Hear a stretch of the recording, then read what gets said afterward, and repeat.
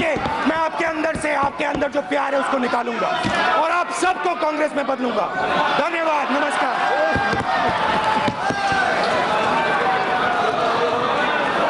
Yes Nirmala ji.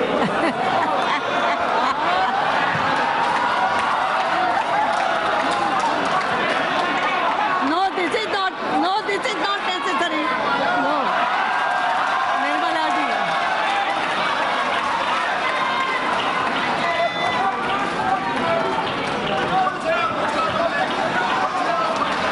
पहली बार यहाँ आया था, बहुत सी चीजें नई जानने को मिली जिसका कुछ अर्थ ही जिंदगी में पता नहीं था।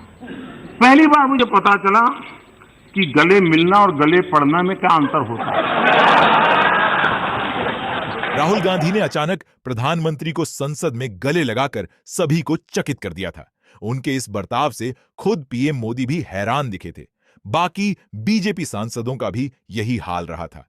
इसके बाद राहुल अपनी सीट पर पहुंचे और वहां साथी सांसद की ओर देखकर आंख मारी। इसके बाद ट्विटर पर चुटकुलों की बाढ़ सी आ गई और पप्पू की झप्पी और हगप्लोमेसी जैसे हैशटैग चलने लगे थे। कई लोगों ने एक बॉलीवुड फिल्म मुन्ना भाई के किरदार को याद किया, जो अपने विरोधियों को गले लगाकर जीत लेता था। यह किरदार साबित करता था कि गांधीवादी मूल्यों की आज भी प्रासंगिकता है। कांग्रेस ने भी इसी का सहारा लिया था। कांग्रेस सांसद के सदन में मोदी की ओर जाने और उन्हें गले लगाने का दृश्य टेलीविजन चैनलों और सोशल मीडिया प्लेटफॉर्म पर लगातार दिखाया जाने लगा था। तो लोगों के जहन में आया था कि किस तरह प्रधानमंत्री खुद नेताओं के गले लगते हैं। वहीं राहुल के इस कदम से मोदी भी चकित रह गए थे और गले लगने के लिए खड़े नहीं हो पाए। लेकिन तुरंत खुद को संभालते हुए उन्होंने राहुल गांधी को बुलाया और हाथ मिलाने के साथ साथ उनकी पीठ थपथपाई। इस दौरान प्रधानमंत्री ने कुछ कहा भी, लेकिन इसे सुना नहीं जा सका था। अपनी सीट पर वापस आने के बाद राहुल ने कहा, हिंदू होने का यही अर्थ है। राहुल गांधी ने कहा, प्रधानमंत्री मोदी, बीजेपी और आरएसएस ने मुझे सिखाया है कि कांग्रेसी होने का अर्थ क्या है, असली भारतीय होने का अर्थ क्या है और एक असली हिंदू होने का अर्थ क्या है। इसके लिए मैं उनका धन्यवाद करता हूं। उन्होंने कहा कि मेरे विरोधी मुझसे नफरत कर सकते हैं, मुझे पप्पू कह सकते हैं, लेकिन मुझे इसका गुस्सा नहीं है और न ही प्रधानमंत्री और भाजपा से घृणा है। देखिए और सुनिए इस मजेदार वाक्य को। एक एक करके मैं आपके अंदर से, आपके अंदर जो प्यार है उसको निकालूंगा और आप सबको कांग्रेस में बदलूंगा। धन्यवाद, नमस्कार।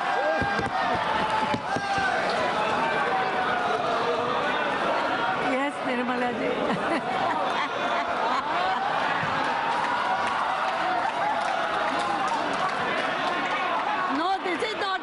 This is not necessary. No. Nirmala जी।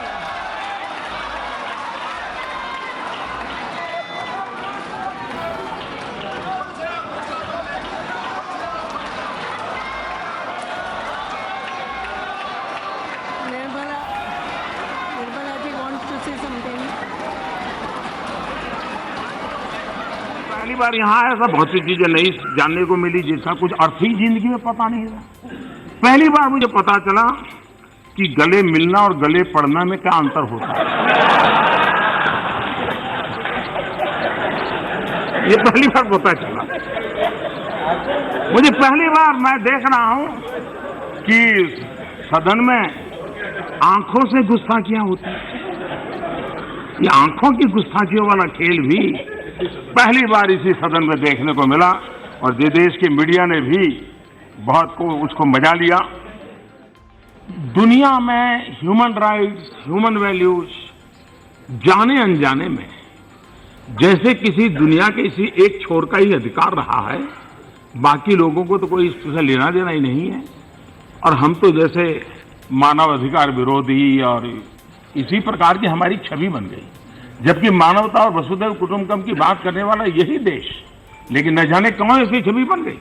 लेकिन पिछले 5 साल में हम देखेंगे नेपाल में भूकंप आया हो, मालदीव में पानी का संकट हुआ हो, फिजी के अंदर साइक्लोन की मुसीबत आई हो, श्रीलंका के अंदर अचानक साइक्लोन की मुसीबत आई हो, बांग्लादेश के अंदर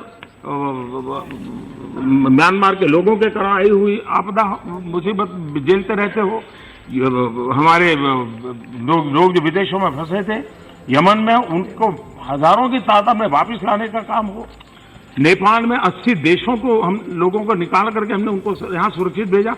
मानवता के काम में भारत ने एक बहुत बड़ी भूमिका अदा की है। योग पूरे विश्व में एक गौरव का विषय बन गया है। विश्व में यूएन में अब तक यूएन में जितने रिजोल्यूशन पास हुए हैं, सबसे तेज गति से, सबसे ज्यादा समर्थन से अगर कोई रिजोल्यूशन पास हुआ है तो योगा के समय इंटरनेशनल योगा डे का।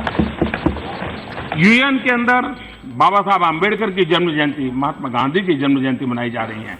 विश्व के सभी देशों में बाबा साहब आम्बेडकर के 125 वर्ष मनाए गए, महात्मा गांधी जी की जयंती मनाई गई और गांधी के 150। कोई कल्पना नहीं कर सकता है कि वैष्णव वजन तो तेरे रे कहिए जो हम लोगों की रगों में है। आज दुनिया के 150वीं जयंती के निमित्त दुनिया के 125 देशों के प्रसिद्ध गायकों ने वैष्णव भजन को उस रूप में गा करके महात्मा गांधी को एक बहुत बड़ी श्रद्धांजलि दी है। यानी विश्व में एक सॉफ्ट पावर को कैसे ले जाया जा सकता है, इसका एक उदाहरण हम आज अनुभव कर रहे हैं। 26 जनवरी को हमने देखा होगा, महात्मा गांधी को सेंटर में रखते हुए 26 जनवरी की झांकियां सब राज्य ने किस प्रकार से गांधी को अद्भुत रूप से प्रस्तुत किया। यानी 150वीं जन्म जयंती और महात्मा गांधी को स्मरण करना। हमने इस सदन में, इस कार्यकाल में संविधान दिवस मनाया। हमने इस सदन कार्यकाल में बाबा साहब अम्बेडकर की 150वीं जयंती के निमित्त विशेष चर्चा की। हमने इस सदन में, इस कार्यकाल में यूएन के सस्टेनेबल डेवलपमेंट गोल के लिए समय दिया और सबने मिलकर के सस्टेनेबल डेवलपमेंट गोल के संबंध में चर्चा की। ये अपने आप में नई नई परिपाटियां इसी कार्यकाल के, इसी सदन के आपके नेतृत्व में संभव हुआ है और इसलिए सदन के सभी सदस्य आपके नेतृत्व का अभिनंदन करते हैं, आपका आभार व्यक्त करते हैं।